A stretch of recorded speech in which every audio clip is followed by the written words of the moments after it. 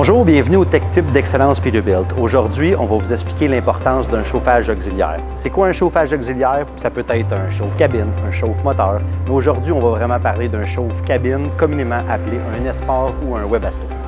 Voici les contrôles d'un chauffage d'une cabine. En premier, ça c'est celle du camion. Ceci, c'est le chauffage auxiliaire, communément appelé un Esport.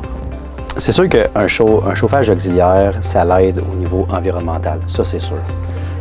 D'utiliser un chauffe-cabine vous permet de ne pas faire de ralenti, d'idle. Et c'est sûr qu'en partant, utiliser un chauffe-cabine au lieu de faire du idle, c'est 90% d'économie. C'est beaucoup d'argent sauvé.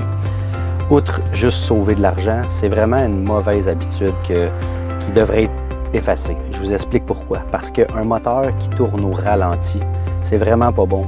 Ça peut engendrer une consommation d'huile, ça peut engendrer des problèmes au niveau de votre DPF. Bref, ça va faire de l'usure prématurée à votre moteur, ça c'est sûr.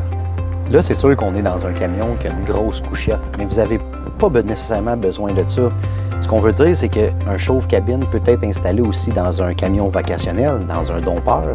Comme ça, en attendant dans un chargement, vous n'avez pas besoin de laisser virer votre moteur pendant ce temps-là. Renseignez-vous auprès de votre conseiller parce qu'il existe des programmes gouvernementaux pour qu'il y ait une possibilité d'avoir des réductions concernant l'installation d'un chauffage auxiliaire aussi.